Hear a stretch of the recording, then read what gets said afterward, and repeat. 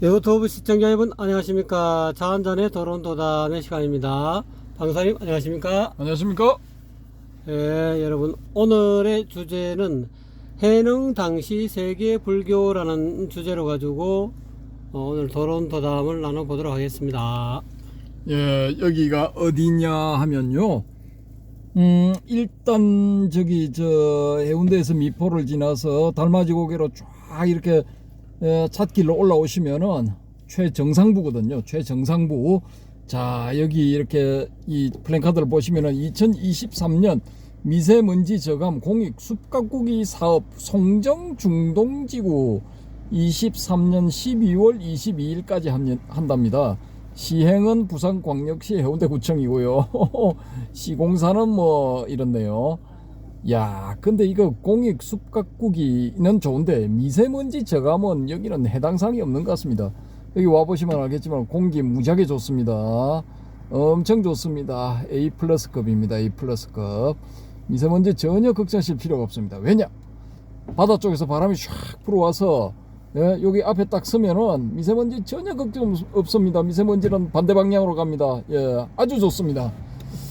그렇고요. 오늘의 주제는 해능 당시의 세계 불교가 되겠습니다. 그래서 제가 이제 이 해능 당시의 세계 불교를 설명드리기 위해서 이 스케치북에 요즘 초등학생들이 쓰는 스케치북에 이렇게 그려왔습니다. 이게 지금 7번째인가 8번째 시도에서 이거 요 정도 나온 거거든요. 좀 지도가 마음에 안 들더라도 좀 양해해 주시기 바랍니다. 아주 잘 그리셨습니다. 예, 요 밑에 보시면은 지금 이건 지시봉이 아닙니다. 제가 이제 지시봉은 좀 건방진 것 같아 보여가지고 집에 있는 친환경 종이 빨대를 갖고 왔습니다. 제가 드리는 말씀을 빨대처럼 쏙쏙 빨아 드시기 바랍니다. 자, 여기 우리들의 주인공 해능 대사가 여기 남방에 여기 있죠. 여기 중국 지도에서 보면 해남도죠. 해남도인데 요 일대는 뭐냐, 광동성입니다. 광동성. 여기 홍콩도 있고, 근데 이 지도가 조금 들어갔는데 요렇게 이제 튀어나와야 되죠. 요 홍콩이 있고 여기 마카오도 요 어디 근처에 있고 그렇습니다. 어쨌든 위치가 여기인데 여기는 그때 당시에는 뭐냐, 이건 남방의 최끝단, 중국에서 봤을 때는 남방의 최끝단 만족들이 사는 지역, 남만 지역이 사는 지역, 그 지역이 되겠습니다. 예, 그래서 이 소위 말하는 중원에서 봤을 때는 오랑캐죠, 오랑캐. 그럼 중원은 어디냐? 중원은 여기 보시면 양자강을 건너서, 여기 양자강이 되겠습니다. 양자강 본류만 그린다고 그랬는데 잘 나왔는지는 모르겠습니다. 일단 양자강이라고 생각을 해주시고, 양자강을 건너서 북쪽으로 가면은 장안이 나옵니다. 장안, 당나라의 수도였던 장안. 예, 이 해능 스님이 당나라 초기에 살았죠. 그러니까 당나라의 수도 장안. 또 그 오른쪽으로 가시면은 동쪽이죠. 낙양이 있는데, 낙양은 후한 전한의 수도였고 북위의 수도였고 그렇죠. 그 장안에서 봤을 때는, 당나라의 수도 장안에서 봤을 때 낙양은 동쪽에 있기 때문에 동쪽의 수도라고 해서 동도라고 불렀답니다. 동도. 예, 그런 지명에 관한 이야기들이 있고요. 또 여기서 이제 동남쪽으로 좀 내려오시면 여기 건강이라고 되어 있거든요. 양자강변에 건강. 여기가 지금 어디냐 하면은 지금의 남경이 되겠습니다. 남경. 예, 남경. 남경도 유명한 도시죠. 남조 왕조의 이제 수도였죠. 남조의 중국 남북조 시대 때 남조 양나라, 송제 양진 중에 가장 오래간 양나라의 수도도 여기 이 건강이죠. 동진의 수도였기도 하고요. 원래는 건읍인데 이 진나라의 이제 서진의 마지막 황제의 이름이 업자라 해서 그 글자를 피해서 강자로 바꿔서 건강이라고 불렀답니다. 건강. 자, 여기서 바다를 건너서, 동쪽으로 바다를 건너서 제주도를 지나서 지금 저희들이 있는 부산에서 이제 북쪽으로 쭉 올라가면 어디가 나오냐? 경주가 나옵니다. 경주인데 여러분 놀라지 마십시오. 이때 당시 이 경주의 그 인구가 70만에서 90만. 예. 그리고 화려하기가 이루 말할 수가 없었답니다. 그래서 아라비아 상인들도 와서 입이 쩍 벌어져 가지고 그걸 본국에 돌아가서 자랑을 했답니다. 나 이런 황금의 나라에 갔다 왔다고. 황금의 나라 신라가 황금의 나라였답니다. 그 황금에 얽힌 이야기, 이 의상 스님과 법장 스님에 대한 그 이야기도 조금 이따가 드릴게요. 참 재밌습니다.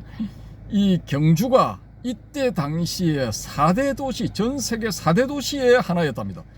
경주, 그 다음에 또 하나가 어디냐면은 여기 장안, 당나라의 수도 장안. 그럼 나머지 두 개는 뭘까요? 낙양일까요? 아닙니다. 여기 이 건강일까요? 아닙니다요. 서쪽으로 가면은 나오는 바그다드, 신바드의 모음에 나오는 바그다드, 지금 이라크의 수도 바그다드, 그 바그다드가 그때 당시의 4대 수도 중에 하나였답니다. 4대 도시 중에 하나. 또 거기서 좀 더 서쪽으로 가면은 나오는 콘스탄티노플, 예, 동로마의 수도죠. 콘스탄티노플, 지금 터키의 영토, 터키의 끝단이죠.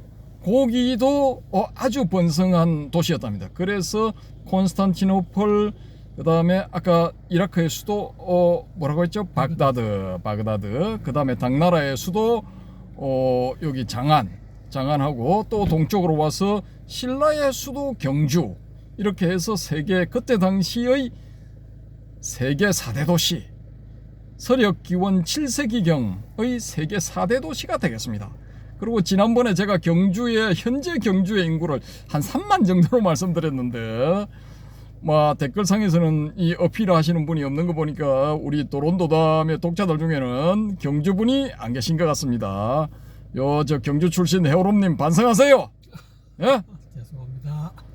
빨리 이따 연락해가지고 다 들으라고 하세요. 경주 사는 친인척한테. 경주분들 들으세요. 근데 현재 경주 인구가 다시 저도 좀 찜찜해서 조사를 해봤거든요. 23만인가 25만인가 그렇더라고요. 하여튼 고언저리 왔다 갔다 하더라고요. 지방 도시로는 적지는 않은 편이에요. 적지는 않은 편인 거. 그렇다고 많다고는 할 수가 없고. 그래서 옛날 이때 당시 한 300~400년 전에 비하면은 많이 찌그러들었죠. 경주 반성해야 됩니다. 이 동쪽으로 확장을 해서 이 바다에 인접하는 그런 이 시세 확장이 있기는 있지만은 그래도 여러 가지 조치를 취해서 옛날의 번영과 영화를 다시 한번 찾기를 기원해 봅니다. 경주 분들 분발하십시오. 특히 경주 시장님 분발하세요. 자, 어쨌든 그렇고, 이 우리의 해능 스님이 638년에서 713년까지 사신 분인데, 참 재미난 일들이 많이 일어났어요. 이분이 이제 살아가는 이 시기 앞부분에 한 100~200년 사이에 재미난 일들이 많이 일어났는데, 우선 이분이 불성을 이야기를 했죠. 불성을 이야기를 했는데, 오조 홍인이 어디 살았냐면 여기 살았어요. 여기 기주, 여기 이 지역에 살았는데, 이거 한번 보십시오. 최남단 광동성에서 여기 무슨 하남성인가 여기까지 올라가려면 일단 양장강 건너야 되고 산 넘고 물 건너서 들판 건너서 기타 등등 해가지고 엄청 가야 돼요. 그러니까 이거 한 달 가지고 되겠습니까? 한 1년 잡아야죠. 가다가 또 쉬어도 가야 되고 어쩌고저쩌고 해야 되니까. 그러니까 한 1년 걸려서 갔다고 보고, 어쨌든 산 넘고 물 건너서 이렇게 홍인대사를 만나러 가는 과정에서 유지략이라는 사람을 만나서 의형제를 맺고 그 고모한테 열반경에 관해서 토론하고 이런 일들이 일어났을 가능성도 있었을 가능성이 있죠. 너무 머니까. 그리고 이 홍인대사하고 첫 번째 만나서 이제 불성으로 이제 되치기 한판 해서 성하죠. 의문의 일성인지 모르겠지만은 어쨌든 이 남쪽 오랑캐가 나름대로 중원인이라고 자부하는 홍인대사한테 한판성을 했습니다. 한판성을 했는데, 그 불성, 열반경 이런 게 그때 당시에 어떻게 전례가 됐냐면은, 도생이라는 분을 주목해야 돼요. 도생이라는 분.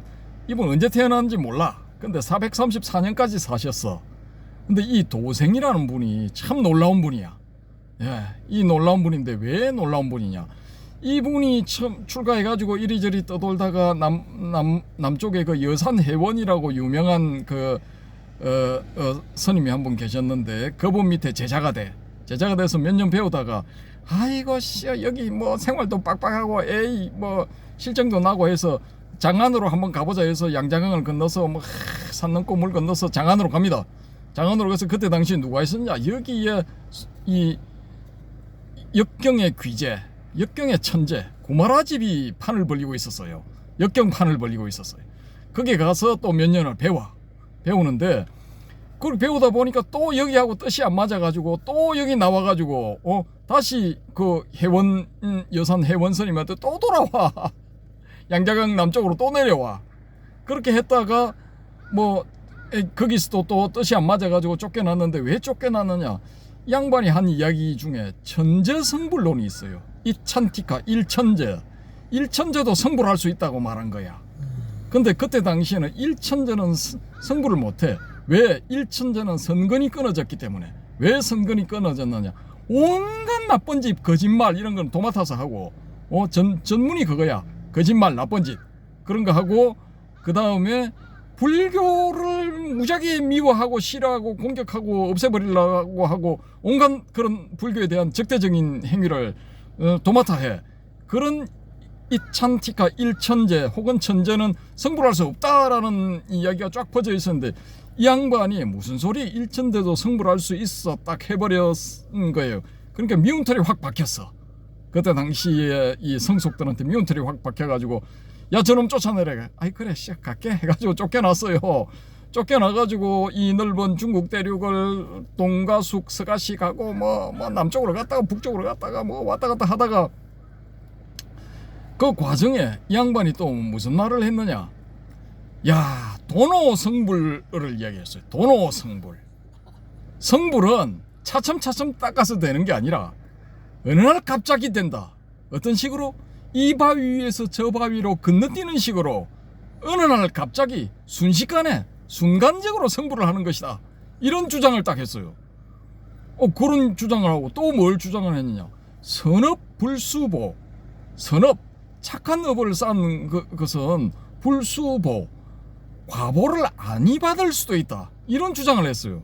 그러니까 선업을 쌓으면은 착한 일을 하면은 좋은 과보를 받을 것이다라고 철석같이 믿고 있던 불교 신자들 입장에서 볼 저 인간이 틀림없이 약을 잘못 먹었거나 미쳤어 어찌됐건 간에 미쳤어 헛소리를 하는 거 보니까 이렇게 돼버린 거예요.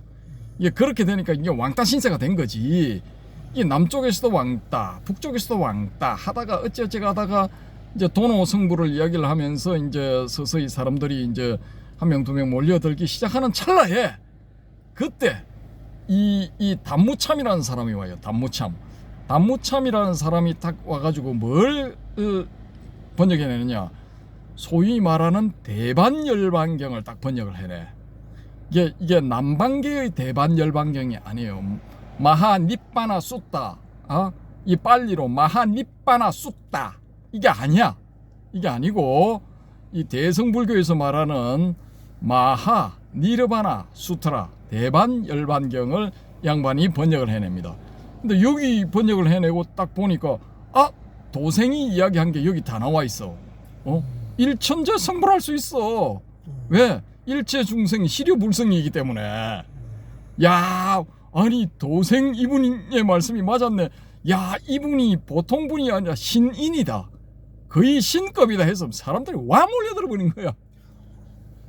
그래가지고 그 인생 끝판에 소위 말하는 꿀물을 좀 빨다가 사람들이 이제 많이 몰려들었으니까 이런 분은 이제 그냥 뭐 일상생활은 단순하죠.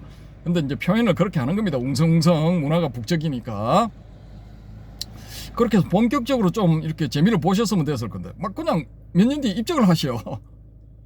근데 이 도생 스님이 그렇게 뛰어난 분인데 거의 뭐 천재급이죠. 근데 이분이 왜 그런 이야기를 했느냐?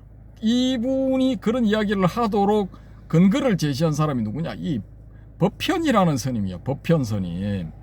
이 법현스님도 이 대단한 분이야. 337년에서 422년까지 사신 분인데, 야, 이분이 60이 넘어가지고 내가 이 경전의 뜻은 도저히 모르겠다. 내가 직접 가서 법문을 구해다가 산스크리트로 된 경전을 구해다가 직접 해독을 해야 되겠다. 번역을 해야 되겠다. 이런 뜻을 품고 나이 60이 넘어서 서역을 통해서 육로로 서쪽으로 가서 타클라마칸 사막을 지나서 그 이제 천선북로, 천선남로 혹은 서역 남로 쪽으로 해서 이렇게 이제 들어가게 되죠. 카슈가르 지나고 뭐 개빈국이라고 불리는 그것도 지나고 어쩌고 저쩌고 해서 이제 산 넘고 물 건너서 이 인도 천지를 주유를 하게 됩니다. 주유를 하시고 난 다음에 어디로 돌아오시느냐? 바닷길로 돌아오셔요. 바닷길로 돌아오셨는데 그게 순탄하지를 않아요. 온갖 풍파를 다 겪어. 그래서 지금 뭐 인도네시아인가 필리핀에 거기 풍랑 맞아가지고 가서 쓸려가가지고 겨우 발견돼서 구조되기도 하고 뭐 온갖 고생을 다 한 다음에 이분이 어디로 돌아오시냐? 이 산동성 쪽으로 흘러 표류를 해서 여기서 발견이 된대요. 여기서 발견되고 구사일생으로 살아남고 거기서 겨우 몸에 지니고 있던 혹은 짐으로 가지고 있던 그런 경전을 가지고 와요. 산스크리트 경전. 이때 당시는 우리가 생각할 때 경전 가지고 있으면 종이 다 젖었겠네 생각하시지만은 천만의 말씀. 이때는 다 폐엽경. 나무 말린 거, 야자 껍질 말린 거, 나무 껍질 말린 거 거기에다 썼기 때문에 물하고는 괜찮아. 근데 불을 만나면 다 타버려 제가 되죠, 그죠? 그러니까 물에서 표류를 해도 그건 오히려 이제 살아남았던 거죠. 이 나무 껍질을 말린 데다가 철필로 이제 재 같은 걸 묻혀가지고 끓여서 썼으니까 살아남았던 겁니다. 그걸 가져와서 이렇게 번역을 하셨어요. 요 다시 또 이 건강으로 내려와서 이 주무대가 여기거든요. 번역을 했는데 반미원경 뭐 이렇게 부르는 이름으로 이제 번역이 됐어요. 그게 이제 반미가 이제 열반을 반미로 이렇게 표현을 했죠. 그걸 이 도생이란 분이 이걸 보신 거야. 딱 보고 이제 감을 딱 잡은 거지, 이 양반은. 근데 확실하게 여기는 이제 정확하게 불성, 뭐 법신, 상주 이런 게 이제 표현이 안 돼 있었는데도 불구하고 양반이 한 번 보고 두 번 보고 세 번 보고 네 번 보고 뭐 이렇게 하는 사이에 핵심을 꿰뚫어 버린 거야. 나름대로 자체적으로 천재죠. 그래서 이제 이 천재성불 또 이 도노성불 이런 거를 이제 말씀을 하셨던 거예요. 왜? 일체 중생, 모든 중생에게 불성이 있기 때문에 언젠가는 성불을 할 거예요. 근데 이제 방식이 점차 수행하는 방식이 아니라 도노, 갑자기 깨달아서 성불해버린다는 거지. 이게 참 선구적인 분이죠, 이 도생이라는 분이. 근데 이런 이제 배경이 있는 겁니다. 이 불성 사상이 중국에 퍼질 때 이제 보편 스님이 먼저 번역을 했지만 이제 담무참 스님이 와서 이제 대반열반경이라는 이름으로 번역을 하고 그 안에 이제 확실하게 표시가 되어 있었던 거예요. 왜 이런 차이가 있느냐? 이 법현 스님은 중국인이야. 그리고 이거 담무참은 이 서역 사람이야. 그러니까 이 번역하는데 실력 차이가 난 겁니다. 이 담무참 이분이 가장 정확하게 번역을 해낸 거예요. 예. 그러니까 이제 열반경의 사상이 전부 다 드러나게 돼버린 거죠. 그래서 열반경의 불성사상이 다 이렇게 이제 퍼져나가면서 열반종이라는 종파가 하나 성립이 돼요. 종파가 성립이 되는데 이 열반종은 이 천태지대사가 천태종을 열면서 이 열반경에 있는 사상을 일부 특히 불성사상 같은 경우 이 지스님이 그대로 이제 선언을 하게 되거든요. 그게 맞다고. 그렇게 하면서 열반종은 서서히 천태종의 교세가 커짐에 의해서 천태종에 흡수돼 버려요. 열반종이 이제 소멸이 돼버리겠죠. 근데 열반종은 사라졌을 망정, 열반종에서 말하는 불성사상 이런 건 그대로 남아 있었던 거예요. 그 중국 전토의 스님들한테 다 퍼져나간 거야. 또 좀 불교 공부에 뜻이 있는 거사들한테 다 알려지게 돼버린 거야. 그럼 이게 일체 중생 시류 불성이니까 나도 불성이 있고 너도 불성이 있고 우리 모두 다 불성이 있다. 이거 뭐야? 일종의 평등사상이죠. 평등사상. 그러니까 이거 이 중국도 심각한 이거 계급 사회였거든요 당시. 계급 사회의 어떤 그 부작용에 짓눌려 살던 사람한테는 일종의 이거 복음이야, 복음. 평등. 나도 불성 있어, 너도 불성 있어. 지금 현재 처지는 내가 일반 백성으로서 너에게 착히 나하고 살지만은 이 불성의 측면에서는 니나 내가 똑같은 거야. 이거 참 좋죠. 이거 한 80 내지 90%의 일반 서민들한테는, 일반 대중들한테 이게 얼마나 좋습니까? 훌륭한 사상이죠. 그러니까 확 퍼져버린 거야. 야, 이게 이 해능 스님이 불성 탁 이야기를 하고 치고 나간 게 이게 우연한 건 아니죠, 그죠? 우연한 건 아니죠. 야, 그리고 이거 또 이제 잠깐 격가지로 센다면은 이 이조 해가 스님이 이 마지막이 뭐냐? 어느 지역에서 이거 비성비속어로 살면서 막 교화를 하는데 어느 절에 가서 이렇게 또 절 앞에 산문 앞에서 문 기둥에 기대에 서서 이렇게 설법을 하는 사람들이 구름처럼 모여. 그 절에 살던 스님이나 기타 등등도 다 모여. 근데 그 절 주지 입장에서 봤을 때는 기분 나쁜 거야. 자기 열방경 강의하고 있는데 어디서 헐론 미치광이 같은 거지 같은 노인한테 다 몰려가니까 열 팍 받은 거야. 그래서 이제 그 마을에 이 수령인 적중간이라는 인간한테 가서 이 열받은 변화법사라는 양반이 가서 저놈 죽여 이렇게 된 거야. 이제 뇌물 팍 찔러주고 했겠죠. 그래서 이제 그 적중관에 의해서 참수형을 당하면서 이 해가 대사가 이제 옛날 그 숙세의 업으로 인해서 난 이렇게 가야 된다 하고 이제 갔죠. 근데 그게 엮인 이야기도 열반경이야, 열반경. 열반경이 선종하고 초기 선종하고 충돌하고 있어요. 이게 혹은 서로 이제 활용, 선종 쪽에서는 열반경의 사상을 활용을 하는 거죠. 그래서 하여튼 그런 얽힌 이야기들이 있는데 그건 그렇고 다시 본론으로 이제 또 한번 들어보겠습니다. 근데 여기 참 보면은 여기에 이름을 제가 이제 적어서 올린 분들은 다 천재들이야. 그때 당시의 머리가 천재든지 노력이 천재든지 천재급을 노력을 했든지 아니면은 둘 다이든지 그런 쪽에 해당되는 분들이에요. 그 여기 구마라 집을 일단 한번 주목을 해봅시다. 이분이 이제 344년에서 413년 동안 이제 사신 분인데 이분이 이제 장안에 와서 이제 이거 번역을 하죠. 그 우여곡절은 많은데 그건 다 생략을 하고 이 번역을 해서 쫙 내면서 이게 무엇이 이제 번역이 되느냐면은 중론, 백론, 십이문론, 소위 말하는 삼론이 이제 번역이 돼 나오는 거죠. 그걸 딱 보면서 이제 삼론을 가르치고 하니까 거기서 배운 이 성조라는 이 제자가 있어요. 이 성조는 384년에서 414년까지 사신 분인데 이분이 이제 그걸 딱 듣고 원래 대승불교의 삼론 사상이 이런 것이었구나 해서 이제 자기가 그걸 완전히 숙지하고 난 다음에 이 저술을 남겨요. 근데 그 저술이 이제 이 조론이라는 건데 그 안에 이제 삼론을 활용을 해서 그동안에 잘못 알려져 있던 그런 그 개념들, 예를 들어 이제 반야의 뜻이다 하면은 반야무지론을 지어서 이 반야의 올바른 뜻을 전합니다. 자, 여기서 해오름님께 돌발 질문. 반야무지론, 반야무지가 무슨 의미겠습니까? 돌발 질문. 생각이 안 납니다. 예, 이분 이렇습니다. 생각이 안 납니다. 예, 곧 모른다는 이야기입니다.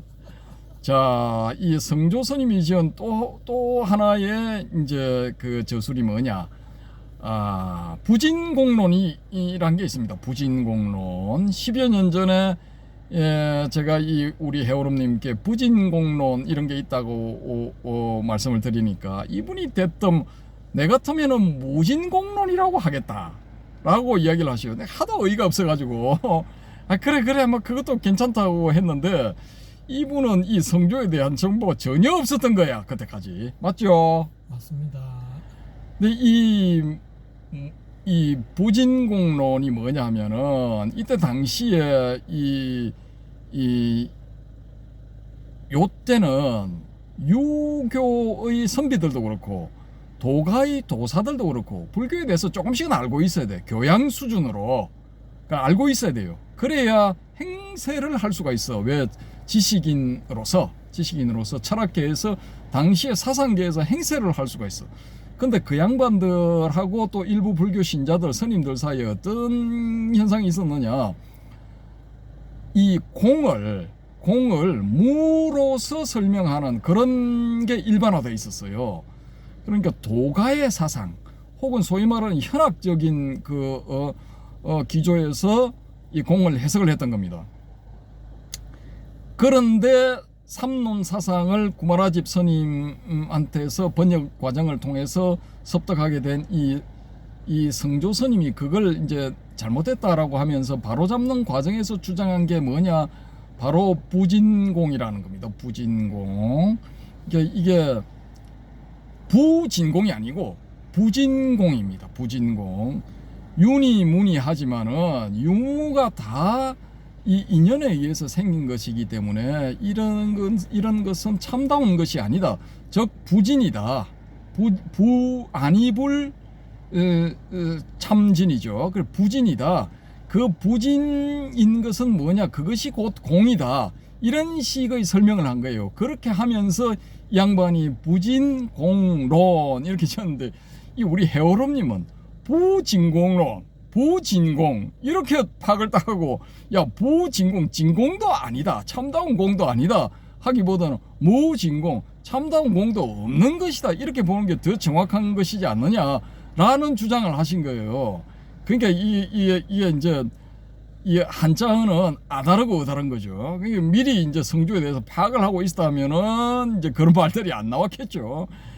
근데 그런 식인 거죠. 그 이제 우리 해오름님도 말하자면은 도덕경 스타일로 이걸 바로 받아쳐버린 거예요. 자기도 모르게 도덕경은 머릿속에 쫙 흐르고 있으니까 내 같으면 부진공론이라고 하겠다. 뭐 이렇게 나와버린 거예요. 뭐 저는 그렇게 추정을 합니다. 본인은 아닐 수 있겠지만은. 자, 그러고 또 이 양반이 하는 게 열반무명론을 주장을 해요. 열반무명론. 여기서 명은 뭐냐 하면은 이름 명자인데 이건 바로 이제 이 말로서 표현할 수 있는 게 아니다라는 게 됩니다. 언어로서 표현할 수 있는 것은 아니다. 열반무명론. 열반이라는 것은 무명, 언어로 표현할 수 있는 게 아니다. 예, 그런 의미입니다. 그래서 이 성조가 밝힌 게 공의 불교적인 이치, 대성불교에서 말하는 공의 이치, 그 다음에 열반의 뜻도 반야의 뜻. 반야무지라는 건 뭐냐 하면은 여기 알지자거든요. 반야무지라고 할 때는 이 무지는 뭐냐 하면은 산스크리트로 하면은 이제 비전야냐가 이제 지로 이렇게 표현을 한 겁니다. 비전야냐는 뭐냐면 비분별해서 생각한다 이런 의미거든요. 그 뭐 분별식이다라는 거죠. 그런 이 분별식이 아니다라는 거죠. 반야 무지론. 반야는 그런 분별을 넘어서 있는 거다라는 그런 의미죠.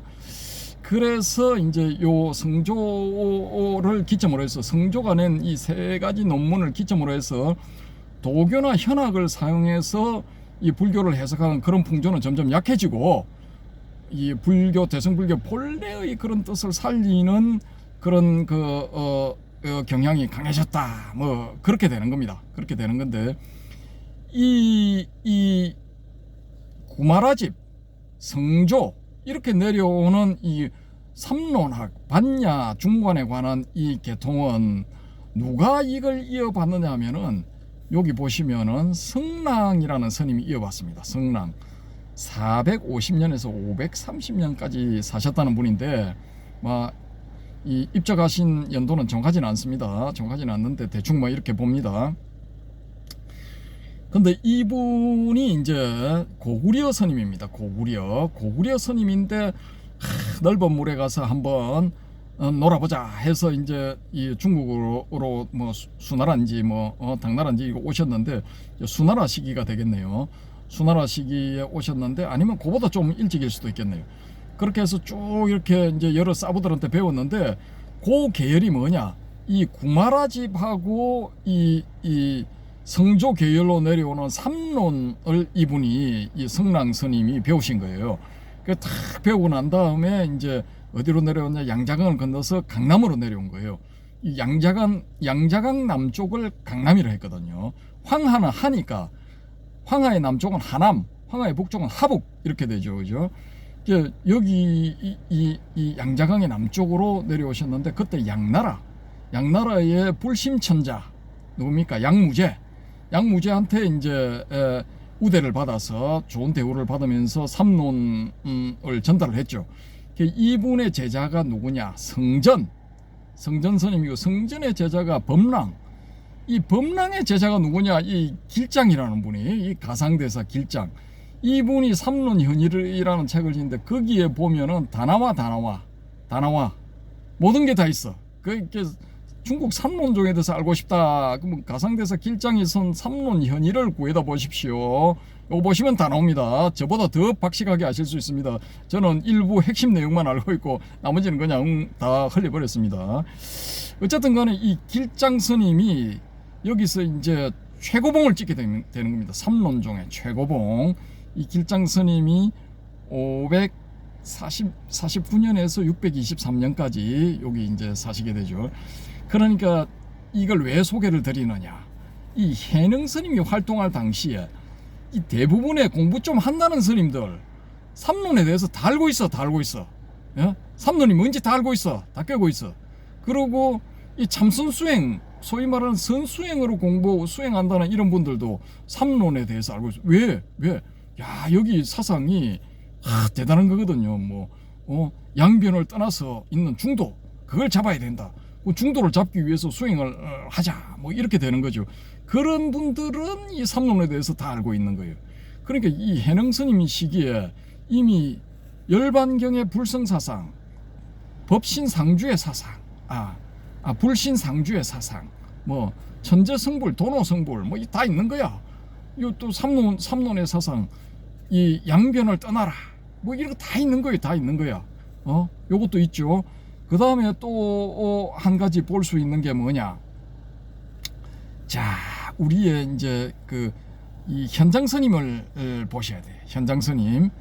이 현장 스님이 또 이제 천축으로 직접 가셔가지고 요 경전을 갖고 와서 번역을 하게 되죠. 602년에서 663년입니까? 664년인가? 여기까지 사시다가 이 입장을 하시게 되죠. 664년이네요. 이분이 이제 여러 가지 경전을 가져와서 번역을 하시게 되는데, 이분은 이제 핵심이 뭐냐 하면은 이 유식 계열의 경전들을 이제 번역을 하신 거예요. 그 중에 이제 성유식론이라는 게 있어요. 호법 스님이 쓴 성유식론. 그걸 이제 성유식론이 호법 스님 맞나? 아니면은 세진 스님인가? 하여튼 유식 계열의 그걸 가져와서 이거 번역을 하면서 성유식론을 만들면서 이렇게 이 유식 사상을 쫙 퍼뜨리게 됩니다. 근데 그걸 이제 이어받은 사람이 규기라고 있어요. 규기. 632년에서 682년까지 사신 분인데 680년까지 사신 분이네요. 이분이 이제 중국에서 봤을 때는 바로 이제 전법제자야.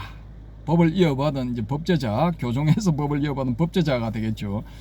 이분이 이제 성유식론, 술기 이런 걸 쓰면서 쫙 이 유식 사상을 중심으로 해서 뭘 일으켰냐? 법상종을 일으키게 됩니다. 법상종을 일으키게 되는데, 이 현장 스님의 적통이라고 중국인들한테 알려진 규기 스님보다 더 뛰어난 스님이라고 비공식적으로 인정되는 분이 바로 원척 스님이에요.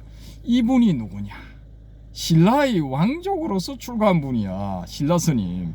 고구려 출신의 성랑 스님이 있다면은 신라 출신의 원척 스님이 있어요. 재밌죠?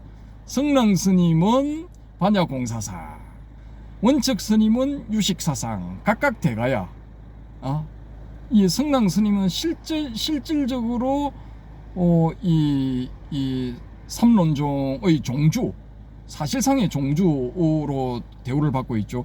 이 원척 스님은 종주 대우는 못 받지만 그래도 사실은 이분이 최고 수준이다 라는 이런 그 비공식적인 인정을 받는 분이죠.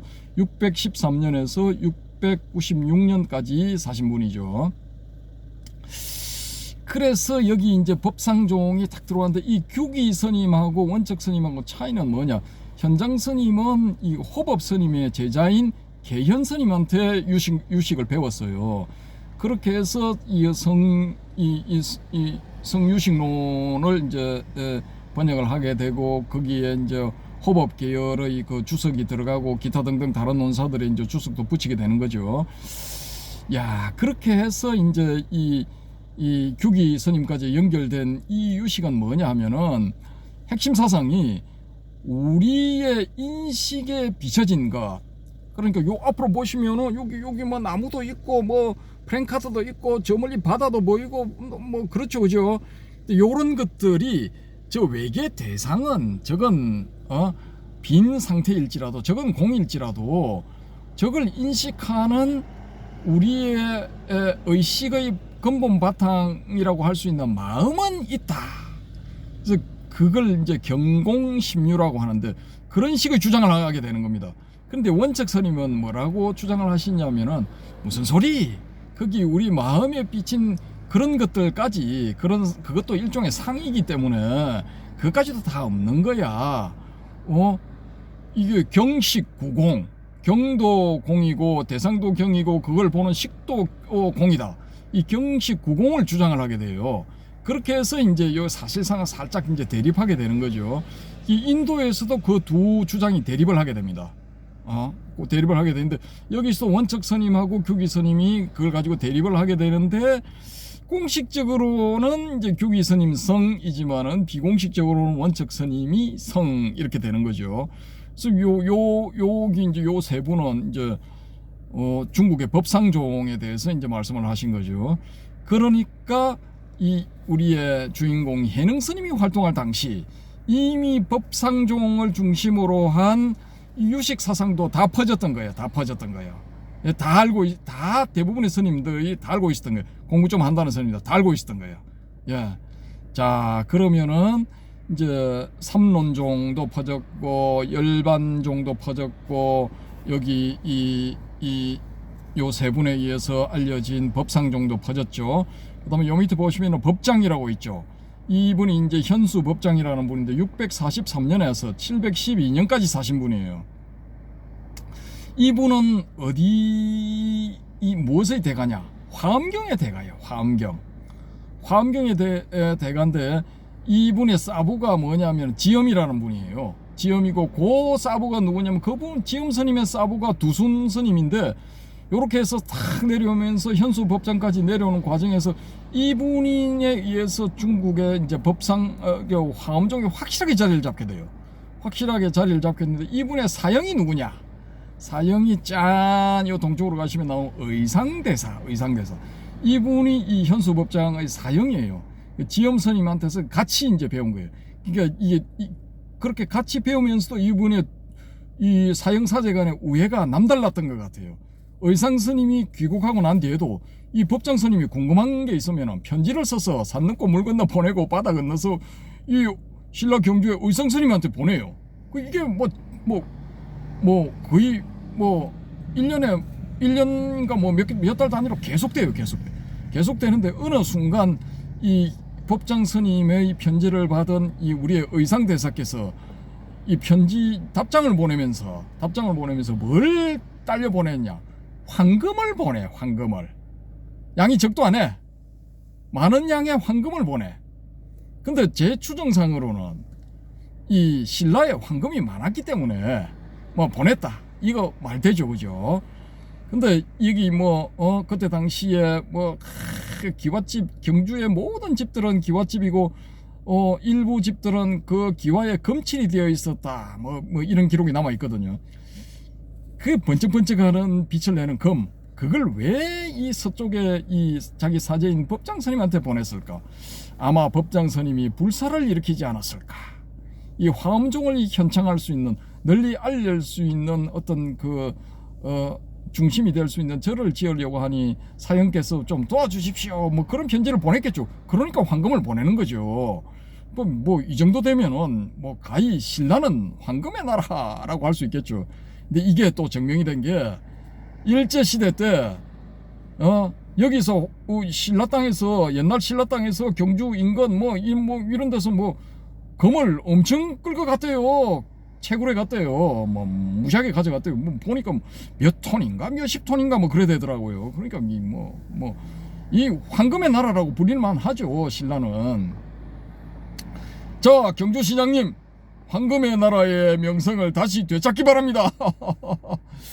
어찌됐건 간에 이 화엄경도 다 번역이 돼가지고 이 불타발타라 스님하고 또 누구더라 뭐 이렇게 해서 60권본 화엄경이 나오고, 또 당나라 때 또 80권본 화엄 나오고, 뭐 실천한타죠. 그 뒤에 또 이제 뭐 반야라는 분에 의해서 또 번역된 40권본 화엄도 나오고, 뭐 3번이나 번역이 돼요. 어찌됐건 간에 여기에 요때 당시에는 이제 불타발타라 화엄경이겠죠. 그래서 그 60권본 화엄경 사상이 뭐 중국 전토에 다 널리 알려지게 돼요. 또 그럼 해능 스님도 당연히 이 화엄 사상에 대해서 알고 있었을 것이다 라는 추정이 우리가 가능하죠, 그죠?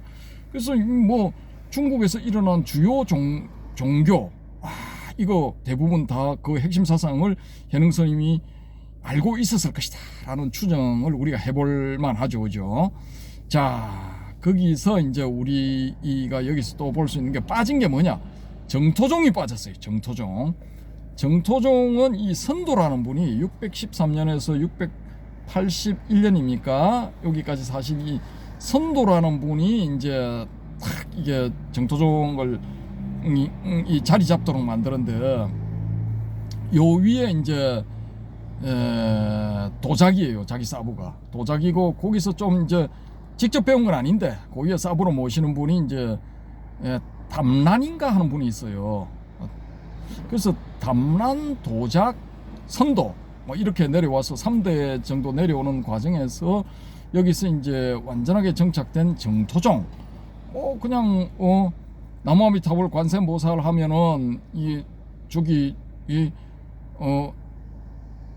부처님 나라에 날 수 있다고 한 우리의 고성 원효대사 뭐 하고 비슷하죠, 그죠? 원효대사 617년에서 686년까지 사신 분인데, 이거 좀 시기적으로도 그렇고 사상적으로도 그렇고 비슷하죠.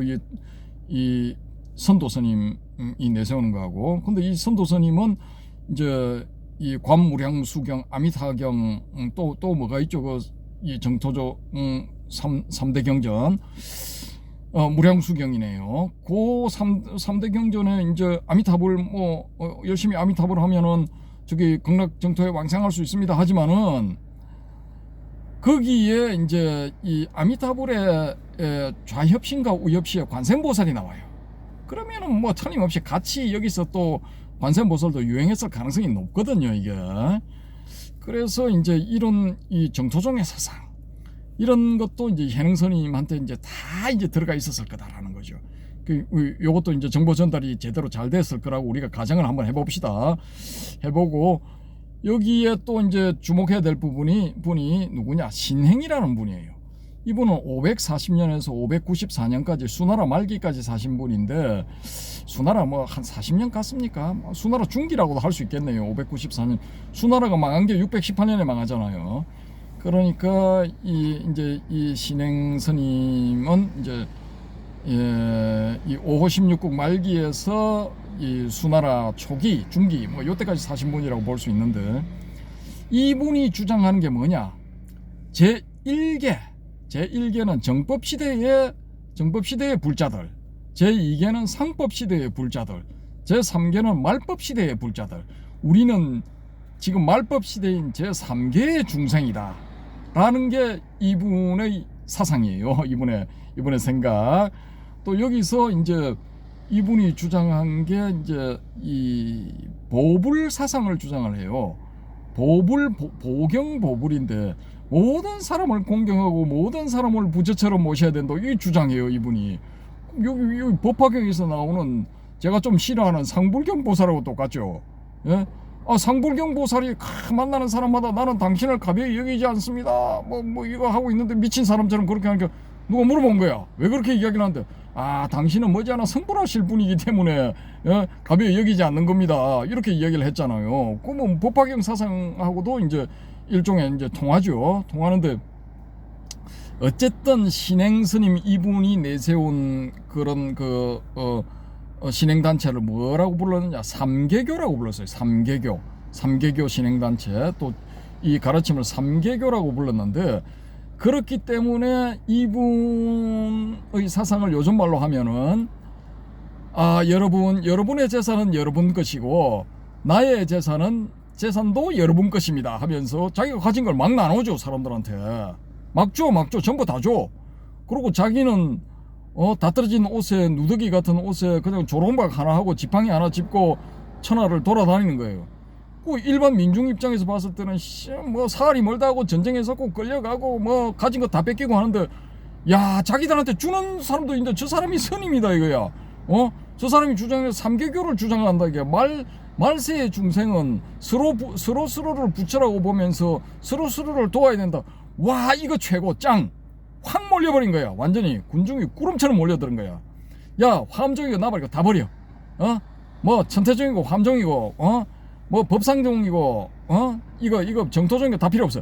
지금 당장 살아가는 데는 이거 삼계교가 짱이야.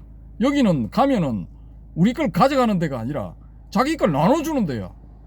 뭐 급격하게 쏠려버린 거예요. 그러니까 누가 나쁘게 봤느냐? 중앙정부에서 나쁘게 본 거예요. 그리고 귀족들, 또 기타 등등 기득권 세력들, 종교계도 긴장한 거예요. 왜? 자기들 신도들이 다 버리고 그냥 하루아침에 다 몰려가 버리니까. 그래서 탄압을 받아서 얼마 못 가서 그냥 사라져 버려. 이 삼계교의 이 기록 문서들은 철저하게 불살라져 버려요. 아무것도 없게 돼 버려. 남은 게 없어. 말만 남아 있어. 삼계교라는 게 있다라는 이런 기록만 있어. 근데 이 삼계교 스님이라고 추정되는 이 신방인가 하는 스님이 있어요. 근데 여기는 믿을 신자를 써줘. 신행 스님은 그 신방 스님은 귀신신 하는 그 신자를 써요. 그 신자를 쓰고 이제 모방자를 쓰는 그 신방 스님이 어디에 누구의 제자로 있었느냐? 공식적으로 구마라집의 제자야. 구마라집 스님의 제자로 있으면서 역경하는데 역경 사업에 참여를 해요. 핵심 인물로 참여를 해. 그런데 기록을 보면은 이 신방 스님의 행색이 이 삼계교 교도하고 비슷해. 그냥 다 떨어진 옷에 그냥 가진 거라고는 지팡이 하나 물병 하나밖에 없어. 그러고 날마다 나가서 다른 사람들을 위해서 쉬는 시간에 쉬지를 않고 가서 사람들을 위해서 봉사를 해. 요즘 말로 하면 배식 봉사 뭐 이런 걸 해. 그러니까 좀 남다르죠. 왜? 여기에 역경장은 국가 사업으로 역경이 이루어졌기 때문에 스님들이 엄청나게 좋은 대우를 받아요. 귀족의 버금가는 대우를 받는다고요. 근데 이 양반은 쉬는 시간에 나가서 다른 사람들을 위해서 봉사를 해. 예? 그러니까 딱 이제 남다른 그런 그 행적을 남겼죠. 그런데 여기에 착안을 해서 주목을 해서 연구를 한 그 어느 스님이 할 것 같으면 그분 본명을 제가 기억을 못 하겠는데 그 스님이 어떤 주장을 하느냐? 우리의 신라의 해동성국 신라의 이 대표 사문 대사 큰 스님 큰 거사 이 원효 스님 소성거사 이분이 말년에 번역을 한 금강산매경에 대해서 경론을 써줘. 금강산매경론. 그 금강산매경론을 쓰려면 금강산매경이 있어야 될 거 아닙니까? 여러분이 맞죠? 예. 그래서 이 금강산매경을 이 원효 스님한테 전해준 사람이 누구냐 하면은 바로 신방 스님이었을 것이다.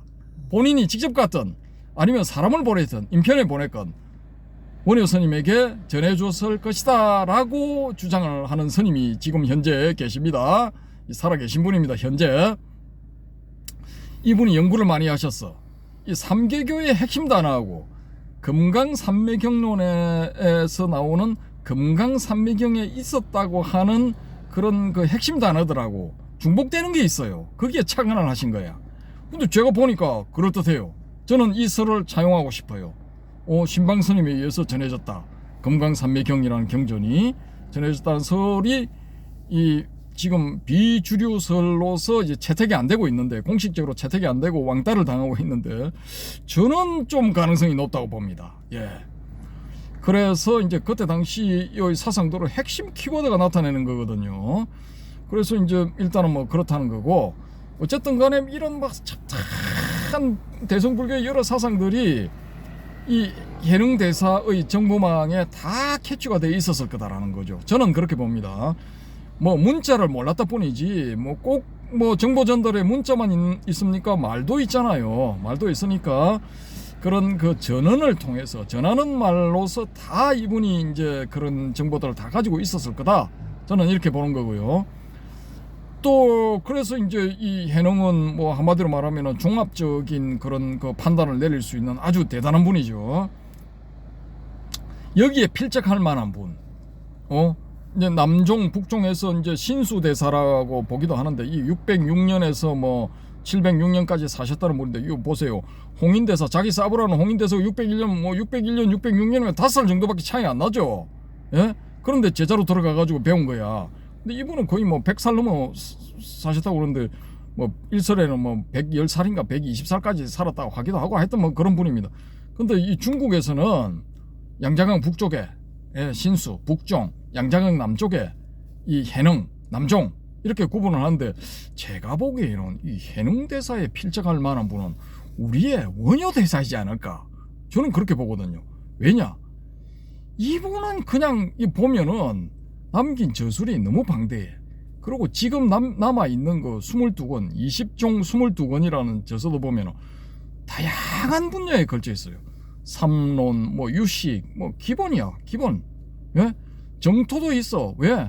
나무아미타불 관세음보살 하세요. 그러면 뭐 현생에서도 복 받고 나중에 사후에 아미타불의 세계에서 태어날 수 있습니다. 야, 진짜 뭐 정토교의 핵심 사상이잖아요, 정토종에. 근데 이분이 또 이거 하는 거는, 이거 분류는 뭐냐, 법성종이야, 법성종. 제 법의 성품을 밝히는 그런 거야. 그럼 딱 맞아 떨어지는 거는 뭐 화엄종이 될 수도 있는 거고, 또 이 삼론종이 될 수도 있는 거죠. 야, 그러니까 이 참 대단한 분이야. 모든 부분을 다 촉수를 뻗치고 있어, 이분이. 야, 열반경에도 열반경 종용가 뭐 하여튼 뭐 열반경에 대한 것도 있죠. 야, 진짜 이거 백과사전적인 지식을 가지고 있는 분이 이제 원효대사라고 이제 우리가 볼 수가 있거든요. 이분한테 이제 삼계교의 스님이라고 추정되는 신방 스님이 이 금강산매경을 전했다고 할 것 같으면은, 삼계교 사상도 이미 이 원효 스님이 파악하고 계셨을 거라고요. 그것만 안 보내고 뭐 대사님 뭐 사실은 뭐 이러저러 합니다. 요즘 중국 날씨는 어떻고요? 뭐 불교계는 이렇습니다라고 이제 다 이제 보냈을 거 아닙니까? 편지로 적어서. 그러니까 그런 부분에 대해서도 이제 다 알고 계셨을 거다라는 거죠. 그래서 이제 종합적인 그 이 지식인, 불교계의 종합 지식인 원효대사. 야, 진짜 대단한 분입니다. 근데 이제 저는 이 어느 분이 이제 더 많은 정보를 가지고 있었을까, 그건 이제 뭐 이렇게 말씀드릴 수는 없습니다만은, 우리의 해능대사가 필적할 수 있지 않았을까. 예, 저는 그렇게 봅니다. 그러다 보니까 이제 빠진 분이 한 분 계시는데, 요 진제 스님, 이제 산스크리트 바라마르타라는 분인데 499년에서 이제 569년까지 사신 분인데, 이분은 이제 유식 계열의 이제 사상가죠. 이 큰 스님인데, 이 진제 스님 계열로 이제 대표적으로 들어온 게 이제 섭대성론입니다. 섭대성론. 그 아상가 세친 스님의 형이 썼다는 형이었다는 아상가 스님, 아상가 무착 스님이 쓴 이제 섭대성론을 번역을 하면서 거기 핵심 사상들을 가지고 이제 하나의 종파를 세우는데 그게 바로 이제 섭론종이 되겠습니다. 이제 섭론종은 또 이거 원척 스님의 이 경식 구공 사상하고 이제 통하죠. 그래서 이제 여기는 또 특징이 뭐냐 하면은, 야, 니들이 팔식을 이제 좋게 보고 있는데 팔식 그거 망식이야. 망식이고 제8 아리아식 그것도 결국은 그 사라져야 되는 거고, 진짜는 제구 엄마라식이야. 소위 아마라식 뭐 그런 그거야 라고 주장하는 거거든요. 섭론종. 이 섭론종도 이제 잠깐 반짝하다가 또 이제 다른 이 종단에 이제 흡수가 되거든요. 흡수가 되는데 여기에 반대해가지고, 아이 무슨 소리, 아레아식이 최고 청정식이야. 물론 뭐 좀 이 안 좋은 부분, 더러운 부분도 있지만은, 번뇌가 끼어 있는 부분도 있지만은, 또 이제 반대편 하면은 또 청정한 그런 면도 가지고 있으니까 번뇌만 떨쳐내면 청정한 거야. 그래서 그게 이제 이 십지경을 중심으로 한 지론종이죠. 십지경은 화엄경의 일부니까 나중에 편입이 되죠. 이 지론종은 어디에 편입이 되느냐? 이 현수법장 계열의 이 세운 화엄종에 쏙 들어가 버리게 돼요. 이 진제스님이 세운 이 섭론종은 법상종에 이게 들어가나 아니면 이게 천태종에 들어가나, 하여튼 이 천태지스님이 세운 천태종에 들어가나 이렇게 흡수가 돼 버려요. 여기도 이제 쏙 들어가 버리게 되죠. 그래서 이런 교종들은 대부분 이제 신행이 없죠. 신행이 정토교처럼 이제 신행을 해야 된다. 네가 실천을 해야 된다. 이런 종단들은 좀 이렇게 오래 살아남죠. 오래 살아남는데 사상만 가지고 이제 종파를 세운 그런 종파들은 이 화엄종, 천태종 빼고는 대부분 이제 쓰러지면서 이 삼론종도 쓰러지면서 다 흡수가 돼 버려요. 다른데 이제 삼론종 같은 게 일부 이제 천태종에 흡수되고 일부는 이제 선종에 흡수되고 뭐 이런 식으로 흡수돼 버리는 거죠. 자, 어쨌든 간에 이때 당시에 뭐 상황은 이렇습니다. 중국의 상황. 그리고 해동의 이제 불교 나라인 불교 대국인 신라에는 이제 원효 스님과 의상 스님이 이제 활동을 하셨죠. 의상 스님은 이제 대표적인 저술 화엄일성 법궤도, 이건 빠지면 안 됩니다. 반드시 이 의상 스님의 화엄일성 법궤도는 한번 짚고 넘어가야 됩니다. 여기에 화엄경의 핵심 사상이 다 들어있어. 그래서 서성인 이제 지엄대사가 극찬을 했을 정도로 아주 뛰어난 겁니다. 그래서 그냥 뭐 아이고 좋네 하고 넘어가는 그 정도가 아니고, 이거 반드시 이 전 구절을 낱낱이 이렇게 한번 살펴봐야 될 정도로 이 의상대사의 화엄일성 법궤도는 뛰어난 작품입니다. 뛰어난 저술이기 때문에 다음 기회에 한번 이제 해드리기로 하고요. 자, 어쨌든 간에 이제 당시의 이 동아시아의 불교계는 뭐 이런 상황이었습니다. 이런 상황이었고, 여기서 강조드리는 거는 해능스님이 모든 정보를 알고 계셨다라는 이런 추정, 제 추정입니다. 그러면은 이때 당시에 인도는 어떻게 돌아가고 있었느냐? 아니, 불교의 종주국 인도, 본토의 상황은 어떤가? 그걸 이제 그냥 건너뛸 수는 없죠. 여기 이제 세계 불교니까 중국하고 뭐 신라만 할 수는 없는 거 아닙니까? 여기 2개국밖에 안 되니까. 그래서 이제 본토를 이제 쭉 한번 가보시면은 지도상 표현은 못하고, 여기 이제 두 분이 계셨는데 요 비슷한 시기에 세 분이네요. 한 분은 제가 이제 미처 이제 쓰지를 못해서 말로 설명을 드리겠습니다. 이 월칭이라는 분, 이제 산스크리트 달월자죠. 달이 뭐냐? 찬드라. 이 이제 뭘 칭한다 할 때 칭은 기르띠, 찬드라 기르띠를 이제 월칭으로 번역을 했거든요. 이분이 600년경에서 650년경까지 사신 분이에요. 또 이제 요보다 좀 한 30-40년 앞서 잡기도 하거든요. 근데 어쨌든 간에 이분은 이제 중관 계열의 논사예요. 중관 논사이면서 이제 귀류 논정, 자기가 무슨 주장은 안 해. 근데 남의 주장을 다 논파해버려. 이 귀신이야 여기에. 무지하게 뛰어난 분이야. 이 월칭 찬드라 키르티. 그 이분의 사상을 이제 근대에 러시아 학자가 썼는데 그 제목이 영어로 되어서 이제 책이 나왔는데 80년대 나왔습니다. 70년대 나왔나?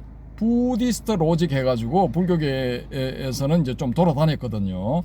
그걸 제가 이제 뭐 1학년 입학하기도 전에 기숙사 기원학사에 좀 일찍 올라와 있으면서 그 4학년 스님이 그걸 야 니 이거 사라 이거 뭐 공부를 해야 된다. 한 권에 5,000원씩 해서 10,000원 주고 2권 샀어요. 1, 2권인데 그냥 뭐 좀 보니까 뭐 읽어지더라고요. 그래서 야 이거 심심한데 번역이나 해보자 해서 그때 당시 갱지 소위 말한 똥종이라고 불린 그 갱지를 좀 사다가 한 100장 정도 사다가 끼적끼적 하면서 70몇 페이지까지 번역을 했어요. 했는데 그래서 이제 뭐 1학년 2학기 때까지 그걸 하다가 어느 이제 인도 철학과의 교수님이 그 성함을 안 밝히겠습니다. 그분한테 누가 될 수 있으니까 그분이 이제 뭐 그거 누가 하고 있다 이런 말씀을 하셔요. 그래서 아이고 씨 알겠습니다 하고 바로 접었죠. 아니 누가 대신 생고생을 해주겠다는데 감사 곱하기 감사 하면서 바로 접었죠. 그 종이 제가 지금도 갖고 있습니다. 그 번역해 놓은 거. 그 부디스트 로직에 보면은 이게 자세히 돼서 잘 나와 있어. 이분의 사상에 대해서 굉장해요. 굉장해. 그래서 그게 번역이 돼서 나왔어. 90년대 중반인가 말에 나왔어요. 나왔는데 사람들한테 찬밥 신세야. 근데 제가 영문 그 번역한다고 보니까 무지하게 잘 돼 있어. 불교 특히 인식론 뭐 이런 부분들에 대해서 한번 그걸 불교 논리학인가 해서 이 저자가 체르바츠키인가 스체르바츠키인가 뭐 그래요. 러시아어로는 스체르바츠키라고 읽어야 된대요. 근데 제가 봤을 때는 영어로 번역된 거니까 영어식으로 읽어야지 하고 저는 체르바츠키라고 부릅니다 그냥. 근데 그걸 한번 사서 한번 보셔요. 거기 보면은 잘 나와 있는데 어쨌든 간에 이 부분은 중관 쪽이거든요. 중관, 삼론 뭐 이런 데에 대해서 이제 귀륜원정파의 대표적인 주자 600년에서 650년 사이에 사신 분이니까 이분의 생각도 중국으로 다 이게 수입이 됐을 거예요. 여기 이때 당시에 여기 의정이라는 분이 여기 또 바다로 가서 중국으로 들어가서 바다로 오면서 거기 대당 서역 구법 고성전 해가지고 그 60분의 스님들을 소개하는데 요때 당시에 이 스님들이야 640년에서 뭐 690년 사이에 스님들 60분을 소개했는데 그 중에 신라 스님 8분도 끼어 있어요. 그 정보들이 다 전달이 됐을 거라고요. 그분이 의정 스님이 이 해능 스님하고 비슷한 시기거든요. 해능 스님이 638년에서 713년이잖아요. 그 의정 스님은 635년에서 713년인가 그래요. 그러니까 그게 비슷하니까 정보 전달이 됐을 거라고 일단은 보여지고요. 그 다음에 이 안해 스님이라고 있어요. 안해 스님은 유식 계열의 스님인데, 이분이 이제 아까 제가 설명드린 우리의 원척 스님 계열에 이제 쭉 올라가면은 원사조라고 볼 수 있는 분인데 이분이 주장하는 거는 이제 우리의 마음에 맺힌 대상 그것도 이제 공한 것이다. 경시구공이죠. 그렇게 주장하신 분이에요. 이 최초의 분, 이 안해 스님, 이 산스크리트 이름이 있는데 스티라마띠인가 뭐 그래요. 이분은 성함이 510년에서 570년까지 사신 분이죠. 근데 요분 다음에 나온 분이 이제 누구냐 다르마키르티라는 분이에요. 그분은 이제 법칭으로 번역이 되겠죠. 이 법칭 스님이 또 이제 유식학 쪽에 이제 이 아주 그 대표적인 논사예요. 그래서 7권의 저술을 남기면서 그 저술들이 지금의 서양의 불교 학자들이 그거 가지고 연구한다고 쌩 난리를 치고 있대요. 일본 쪽에서도 그 법칭 스님 연구를 하는 여러 학회가 조직이 되어서 지금 활발하게 활동을 하고 있답니다. 근데 한국은 좀 약하죠. 책이 겨우 한 권인가 두 권인가 번역되어 있는 그런 상황이고 아직은 약합니다. 약한데 이제 이 다르마키르티 이분이 또 이제 이 해능 스님하고 이제 비슷한 시기고 600년대 7세기 말기까지 사시는가 그래요. 한 6, 70년 적게는 한 5, 60년 사신 것 같은데 그래서 그분이 가지고 있는 그런 유식 쪽에서 성행한 인식 논리학 뭐 이런 부분의 정보들도 다 이 중국으로 들어와서 수입이 되어서 이제 이 스님들한테 다 전달이 됐고, 우리의 주인공 해능 스님한테도 전달이 되지 않았을까? 뭐 저는 그렇게 이제 추정을 합니다. 어쨌든 간에 지금 우리는 뭐 손안에 들어가는 컴퓨터, 휴대폰, 핸드폰을 가지고 뭐 즉각 24시간 어디서든 바로바로 이제 검색을 해볼 수가 있죠. 뭐 정보가 너무 넘쳐나서 뭐부터 봐야 될지 헷갈릴 정도죠. 그 취사 선택이 어려울 정도로 정보가 많은데, 이때 당시에도 나름대로 산 넘고 물 건너서 혹은 바다 건너서 정보 전달이 나름대로 활발하게 되었답니다. 예, 조사를 해보시면 다 나옵니다. 어쨌든 제가 조사해 본 바로는 나름대로 원활하게 정보 전달이 되고 서로 소통이 되더라고요. 그래서 그 의정 스님의 대당 서역 구법 고성전 거기 보면은 나오는 스님들이 사연이 구구절절합니다. 그 눈물 없이는 못 봐요. 못 보는데 거기에 보시면은 정보 전달을 위해서 얼마나 노력을 했는지 그게 나오거든요. 참 그때 당시 이 인도에 들어가서 생고생을 하면서 본국의 정보를 전달하려고 노력했던 분들, 위법망구 정신, 법을 위해서 이 몸을 버리리라. 뭐 대단하죠.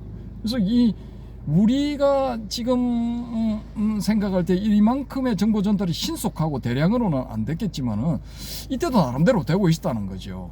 그래서 우리가 그냥 이때는 그냥 사람들이 정보 전달도 제대로 안 되고 막 무지렁이로 살았을 거야 이렇게 생각하는데, 뭐 법장 스님하고 우리 의상대사 사이에 교류를 한번 생각을 해보자고요. 이 뭐 거리가 뭐 상당하거든요. 이 분들은 이 장안 근처에서 대부분이 이제 활동을 하셨던 분이거든요.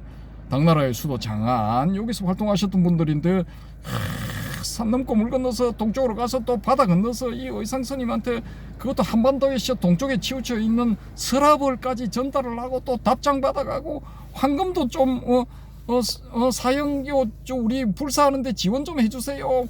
지원 요청하니까 의상 스님이 그래요 근데 해줄게 하고 막 황금 한 보따리 보내고 막 이렇게 다 서로 이제 교류를 하고 있었다는 겁니다. 그러면 뭐 천축이라고 불리는 뭐 인도하고 교류가 없었다고 볼 수는 없는 거죠. 그러니까 당나라쯤 되면은 이 장안을 이때 당시에 사람들은 이 천하 제일 수도, 세계 요즘 말로 하면 세계의 수도, 최고의 메트로폴리탄 4대 도시 중에서도 최고의 도시, 이 천하 만물이 다 모여드는 것, 천하의 모든 사람들이 모여드는 것으로 인식을 했다고요, 이 장안을.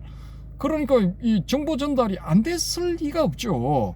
아주 원활하게 정보 전달이 되었을 것이다 라는 가정하에서 제가 해능당시 세계불교 이 지도까지 만들어가면서 이 말씀을 드렸습니다. 이거 뭐 재밌게 들었다 하시는 분들은 고맙고요. 그거 있잖아, 뭐 전부 네가 말한 거 뭐 1시간 넘어 떠들었는데 그거 다 헛소리고 우리가 네 말을 어떻게 믿어 하는 분들은 막 그냥 한쪽 귀로 털고 한쪽 귀로 흘리셔도 됩니다. 근데 뭐 그럴듯하네 하시는 분들은 여기 나와 있는 분들 한 분 한 분 다 한번 찾아서 정보 검색을 해보세요. 제 말이 수긍이 가실 가능성이 좀 높다고 저는 그렇게 추정을 해봅니다. 자, 이상으로 해능당시 세계불교에 대해서 말씀드리겠습니다. 해오름님. 아이고, 우리 방사님 너무 애쓰셨네요. 너무 정보를 이렇게 많이 정확하게 전달해 주셔서 너무 애쓰셨습니다. 이 한 분 한 분에 대해서 그렇게 정성을 들여서 다 이렇게 조리 있게 설명하시느라고 너무 애쓰셨습니다. 이건 진짜 여러분 뭐 10년을 공부해도 이렇게 방거사님처럼 이렇게 정확하게 이렇게 공부해서 이 시대적인 어떤 순서에 또는 어떤 전부 다 뭐 법상종이니 뭐 다 정토종이니 다 이 관련된 이런 분들을 전부 다 거론해서 진짜 너무 애쓰셨습니다. 방사님 감사합니다. 감사합니다. 여러분, 아이고, 어떻게 들으셨습니까? 좀 보탬이 되셨습니까? 지금까지 시청해주신 모든 분들께 심심한 감사의 인사를 드립니다. 감사합니다.